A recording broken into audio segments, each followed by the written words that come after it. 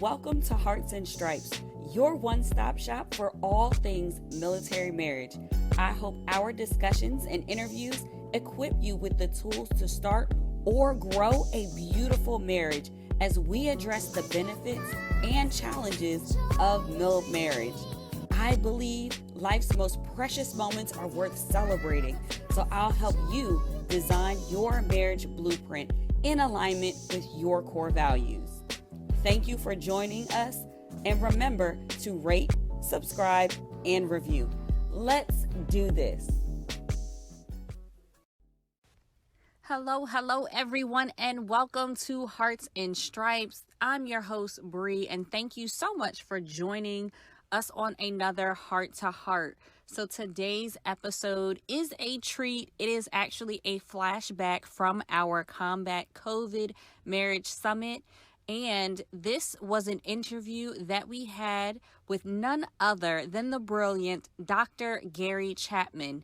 You may know him as the author of the 5 Love Languages. He has tons of books and tons of advice to share, all about strengthening your marriage. We were so grateful to have the opportunity to talk to him. He actually spoke to the participants in the summit, all military couples, and he gives us some practical tips and advice that we can apply to our relationships, specifically even as we are quarantined. And I know some of you may have inched out and are out and about, but these are still some really applicable steps and tips that you can still apply. So I hope you enjoy this chat with none other than Dr. Gary Chapman.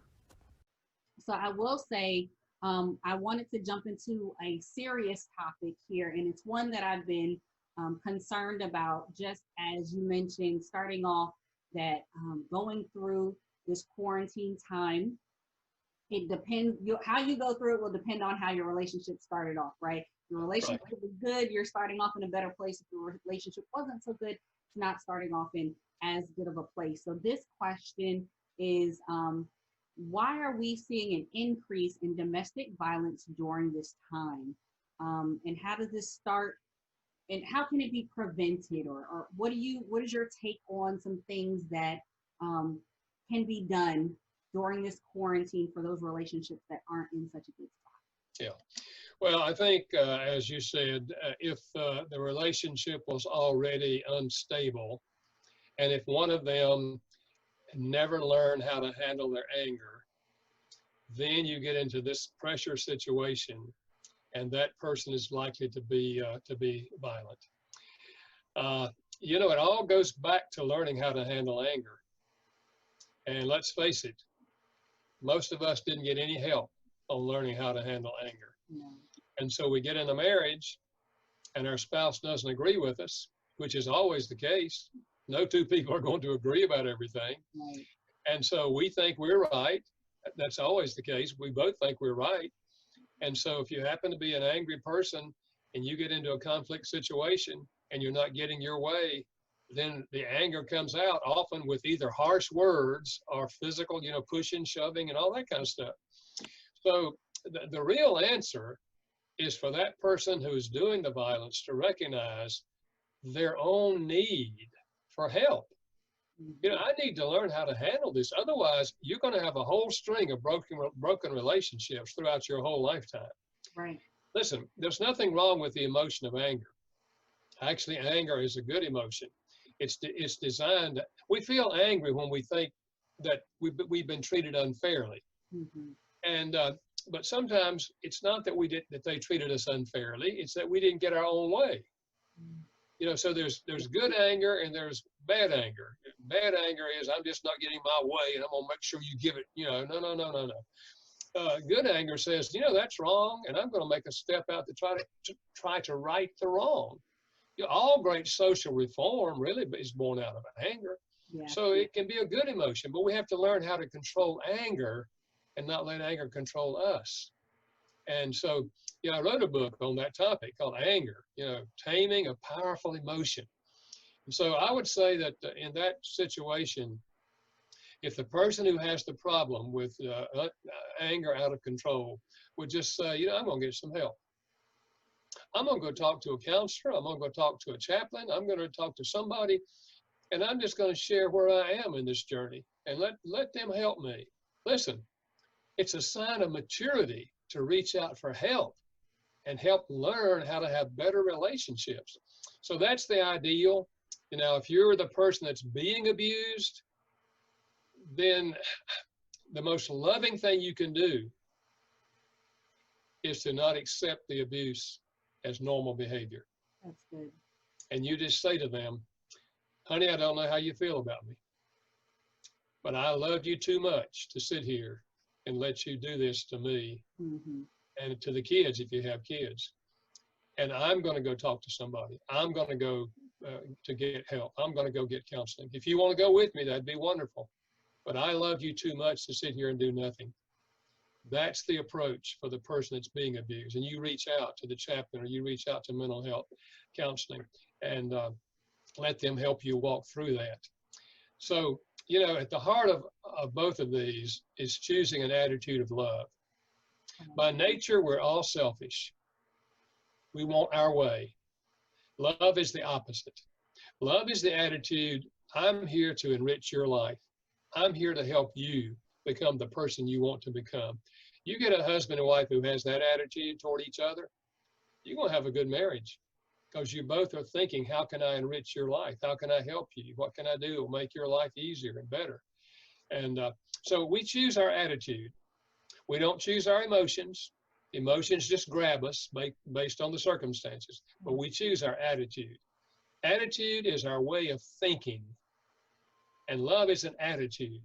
We choose the attitude, then we have appropriate behavior, and the behavior touches their emotions, and they feel love, and love stimulates love. When they feel love, they're more likely to begin reaching out to you in love, and you get it going this way when both of you are reaching out in love, and you're moving in a good direction. That is so good. And for any of the participants in the summit, if you find yourself dealing with a domestic violence case, or you feel like you are threatened in your relationship, you're unsure what to do, please reach out to us privately. We do have counselors and coaches who are in this forum, in this group, who can assist you and guide you through the steps, like Dr. Chapman was saying, to help you walk through that time and just get you some assistance. But I love, sir, how you mentioned attitude, and that brings us to the next question that we had of what role does attitude play in practicing the love languages? It plays a huge role, a huge role. But the good news, as I just said, is we choose our attitudes. Right. Every single day, we choose to have an attitude of love or an attitude of selfishness. Two selfish people will never have a good relationship. Two loving people will have a good relationship. So attitude is all important. And you know, we're all creatures of emotion. And in our society, we've kind of exalted emotions. I mean, you hear people say, I've got to be true to my feelings. Well, it depends on what your feelings are. You follow your feelings. If they're negative feelings, you can get in trouble and you can make things much worse for yourself and other people. Absolutely. No, we don't follow our emotions. We process our emotions. You don't ask for emotions. Emotions just grab you. Something happens and you feel disappointed, or you feel distressed, or you feel angry, or you feel hurt. We don't choose those things. They just come. But you process them. Why am I feeling this way? What brought this on? What could I do that might be helpful in this situation? And we don't let our emotions control our behavior. We let our attitude control our behavior. That's good. And it makes all the difference in the world. That's so good. So I love how you keep feeding right on in. We're going to continue to talk about these emotions. So should your emotions and actions always work together when it comes to showing love? I think I would say fundamentally no. Okay. But our actions do stimulate emotions in the other person, either negative or positive. If we have negative actions, that is negative words and negative behavior, we stimulate negative emotions in our spouse, hurt and anger and whatever. But if we have an attitude of love and we choose words that build up the other person, encourage the other person, we choose behavior that's in keeping with their love language. In other words, we learn how to speak their love language. We do that. You don't have to have a feeling to do that. Mm. You don't have to say, well, I feel really loving towards you, so I'm going to speak your love language. No, no, no. You may have negative feelings toward them that haven't been processed. But you say to yourself, I'm going to love them, whether they respond or not. And you reach out and speak their love language. You touch them emotionally. Something happens positive inside of them. Love stimulates love. And they likely are going to start changing their behavior and turning to you in a different way. And again, this is why I say it's true, and everybody agrees, we cannot change our spouse. We can't make them change. Right. But we can influence them. And we do every single day. We either have a negative influence or a positive influence every day on our spouse. It's just simple things. You come home, let's say you are at home. You come home and you go find your spouse and you give them a hug and you say, how's the day gone, honey? And you talk a little bit about your day. What can I do to help you tonight? You've had a positive influence on your spouse. Right. On the other hand, you come home, you don't go find your spouse. You go to the refrigerator, you get you a drink, you sit down in front of TV or the computer. You don't even talk to them. You've just had an influence, but it's negative. Mm. You've said to them, you're not all that important in my life. So in little things and big things, we influence our spouse. And if we can say to ourselves, I want to have a positive influence on my spouse. And the most positive thing you can do to influence a spouse is loving them in the right love language. Nothing's more powerful than touching them emotionally in a positive way than loving them by speaking their love language over an extended period of time. It makes a huge difference. I absolutely love that perspective. I think that goes also into how you explain about having a servant's attitude when it comes to other love languages and not just acts of service. You are intentionally speaking their languages and choosing to have these positive interactions over negative ones, even if you have some unprocessed emotions there.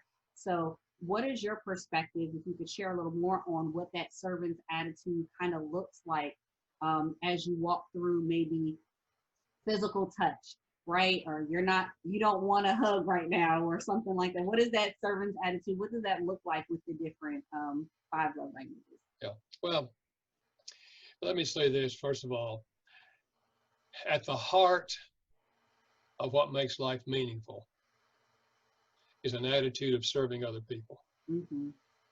The happiest people in the world are people who have an attitude of serving other people. They're facing life with, how can I enrich other people's lives? How can I do something helpful to serve other people? And again, that's an attitude we choose. It's really the attitude of love. And so in a marriage relationship, when you choose to speak your spouse's love language, you are serving them. You're reaching out for their benefit, speaking their love, whether it's words of affirmation, you're looking for things that you can commend them for. You know, by nature, we look at things that we grumble about. You don't do this, you don't do that, you don't do the other. Nobody responds well to being condemned.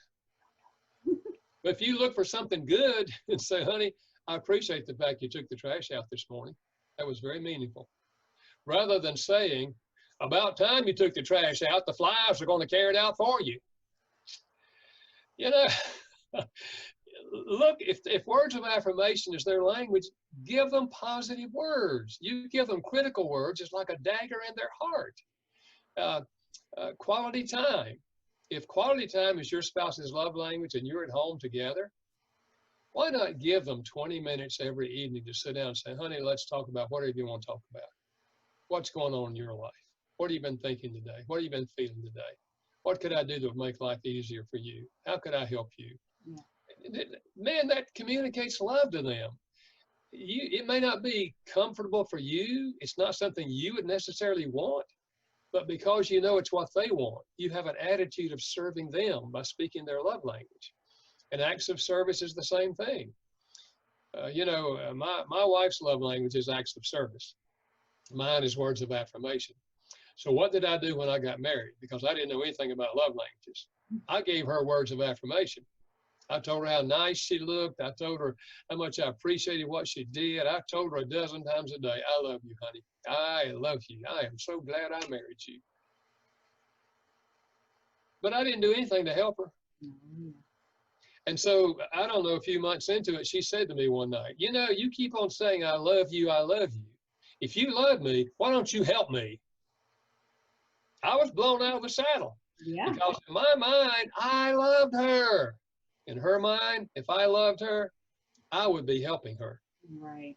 So when you learn the love language, you may have to learn a new language. Acts of service did not come natural for me, okay? But I learned how to speak it. And so she feels loved. And then she found out my love language and she started giving me positive words, because before that, she wasn't giving me positive words. So you learn the love language. It's the attitude of service. I'm here to serve you that leads you to speak that love language, to learn to speak it, even if you didn't receive it as a child. And I love that, learning the new language. And I know some people, I don't know how many people took high school Spanish and French and all these other things. It is a challenge sometimes to learn a new language, but I love how you put that together with having a heart of serving the person that you are in covenant with in your relationship, in your marriage. You are taking those extra steps to figure that out. And I love how if you go on the site, fivelovelanguages.com, you can also find different practical ways to implement different love languages and things that you can do, because you don't walk through this alone. Dr. Chapman is here with us speaking now, but even after this conversation, there are tools and resources that you can plug into and connect with to better speak your spouse's love language to ensure that your relationship continues to flourish. I just want to highlight again the new project that you have coming up. Can you let us know when the release date is for the 5 Simple Ways to Strengthen Your Marriage? Yes, it's going to be out as an ebook on June the 2nd, and then it comes out in a print book on June the 15th. And you can go to fivelovelanguages.com and find out about that. You can also, at that same website, take a free quiz to discover each other's love language. It's the number 5, fivelovelanguages.com. And you can also get an email from me every week, which kind of gives ideas that people have shared with me on how to speak the love languages. Just a little reminder. And see, and that's great. That's what we're talking about, even after this time, because what I don't want to happen is you're engaged and you're all into it for these 5 days of our summit, and then a week or two goes by, or we find ourselves maybe back in this quarantine situation since they think it might, peak again, and we might be back in quarantine again. You can stay connected and still have examples of how to apply the things here in your marriage, because like I mentioned previously, our goal here in this community is till death do us part. We're looking for that long-term end game, not whenever they do this and I'm done. We're making a commitment to add tools onto our tool belt so that we will have sustainable relationships. So I'm super grateful, Dr. Chapman, for you to be here and just chat with us and just share your wisdom. We'll be sure to share all those links so that they can get signed up for the newsletter, and we will anxiously await the new book to come out in June. Thank you so much for being with us. Did you have any closing thoughts or comments or things that you would like to share with this community? Well, I would just say to the person that really is at the place where they just feel like there's no hope, we're too different, it's never going to work out. I've been there. There is hope. I remember feeling that in the early years of my marriage. This is not going to work out. We're too different. Listen, you are the ones who determine that. Divorce is not caused by COVID-19. Divorce is caused by people. And you can choose to work on that relationship and work on your part of the relationship. And if you work on your part, chances are down the line, your spouse is going to begin to engage more. And when you get on the other side of it, man, I mean, marriage is wonderful when you have this attitude. We're here to serve each other. How can I help you? How can I make your life easier? How can I be a better husband, a better wife? Man, that's what marriage is all about. It's two people committed to the well-being of each other. You get that, you can face whatever happens. Thank you for tuning in. Remember to rate, subscribe, and review. This is Hearts and Stripes. We are the few, the proud, that aim high and are forged by love. Always ready, always there. We are Mill Marriage Strong.